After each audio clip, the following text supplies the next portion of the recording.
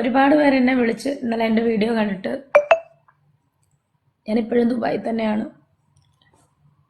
ഒരുപാട് നല്ല ആൾക്കാർ എന്നെ വിളിച്ച് ഞാൻ ഓക്കെ ആണോ എന്ന് ചോദിച്ചു. ഞാൻ ഓക്കെയാണ്. ഞാനിങ്ങനെ ചിന്തിച്ച് ഈ പ്രശ്നങ്ങൾക്കെല്ലാം മൂല കാരണം എന്താണെന്ന്. ഇപ്പോൾ ഈ പുതിയതായിട്ട് വന്ന പ്രശ്നം. അപ്പോഴാണ് ഞാൻ FB-യിൽ പോസ്റ്റ് കണ്ടത്. നിരവധി പെണ്ണുങ്ങളെയും ആണുങ്ങളെയും തകർക്കുന്ന ഒരു സ്ത്രീ, പ്രത്യേകിച്ച് എന്നെ കരുവാക്കിക്കൊണ്ട് എന്നെ ടാർഗറ്റ് ചെയ്യുന്ന ഒരു സ്ത്രീ. അവരുടെ പോസ്റ്റാണ് കണ്ടത്. നിങ്ങൾ പലരും കണ്ടു കാണും. അത് കണ്ടപ്പോൾ എനിക്ക് ഏകദേശമൊക്കെ മനസ്സിലായി. മാനിപ്പുലേറ്റിങ്ങും അതുപോലെ ഒന്നും പറയാനില്ല. എനിക്ക് ആരോടും ഒരു പിണക്കോ പരിഭവങ്ങളോ ഒന്നുമില്ല. എല്ലാം ഒന്നും പറഞ്ഞിട്ടില്ല. എനിക്ക് പറയാൻ തുടങ്ങിക്കഴിഞ്ഞാൽ ഇതിവിടെ അങ്ങും തീരത്തില്ല. അറിയുന്നവർക്കറിയാം. ഞാൻ ഒരുപാട് അനുഭവിച്ചിട്ട് തന്നെയാണ് ഇവിടെ നിൽക്കുന്നതും. ചേട്ടനുള്ളപ്പോഴും ചേട്ടൻ മരിച്ചപ്പോഴും എല്ലാം. പക്ഷെ ഇതൊന്നും ഞാനും ആരോടും പറഞ്ഞിട്ടില്ല. എല്ലാവർക്കും എൻ്റെ കുറ്റം കാണാനും ആണ് നേരം.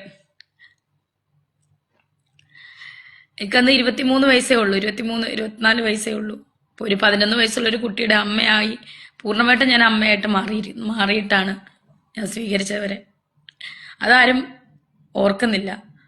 ഇന്നീ നിമിഷം വരെ എൻ്റെ കൈ കൊണ്ട് ഞാൻ ഉപദ്രവിച്ചിട്ടില്ല. അങ്ങനെ ഉപദ്രവിച്ചവരും ഉണ്ട്. ഇതിനകത്ത് വന്ന ആൾക്കാരിൽ ഉപദ്രവിച്ചവരും ഉണ്ട്. ആ കുട്ടിയെ കഥകൾ ഞാൻ കേട്ടിട്ടുണ്ട് ചേട്ടൻ്റെ വായിൽ തന്നെ.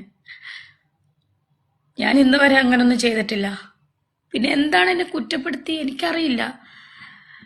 അപ്പം FB-യിൽ ആ പോസ്റ്റ് കണ്ടപ്പോൾ, ആ ഫോട്ടോ കണ്ടപ്പോൾ എനിക്ക് മനസ്സിലായി ആരാണ് എവിടെയാണ് പ്രശ്നം ഉണ്ടാക്കിയെന്ന്, മാനിപ്പുലേറ്റ് ചെയ്യിപ്പിച്ചെന്ന്. എന്നെ ഇപ്പോഴും സ്നേഹിക്കുന്ന ഒരുപാട് നല്ല ആളുകളുണ്ടെന്ന് അറിഞ്ഞതിന് എനിക്ക് ഒരുപാട് സന്തോഷം. എൻ്റെ ലൈഫിൽ ഒരു പ്രശ്നവും ഇതുവരെ ഉണ്ടായിട്ടില്ല. അതായത് ഇപ്പം ഈ പ്രശ്നം നിങ്ങൾ പ്രശ്നത്തിനാണോ എന്നറിയാവുന്നവരുമായിട്ട് ഞാൻ ഒരു പ്രശ്നം ഉണ്ടാക്കിയിട്ടില്ല. മിനിഞ്ഞാന്ന് വരെയും ഞാൻ പതിവ് പോലെ എന്നെ കോണ്ടാക്ട് ചെയ്യുകയും ആവശ്യമുള്ളത് ഞാൻ കൊടുക്കുകയൊക്കെ ചെയ്തിട്ട് ഒരു വ്യക്തിയാണ്, ഒരമ്മയാണ് ഞാൻ മിനിഞ്ഞാന്ന് വരെയും. പിന്നെ എന്താണ് ഇവിടെ സംഭവിച്ചെന്ന് എനിക്കറിയില്ല. എനിക്കൊന്നും അറിയില്ല. Totally I M confused.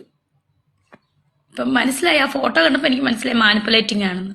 അവരെ സ്വാധീനിച്ചത് എങ്ങനെയാണെന്ന് എനിക്ക് മനസ്സിലായി.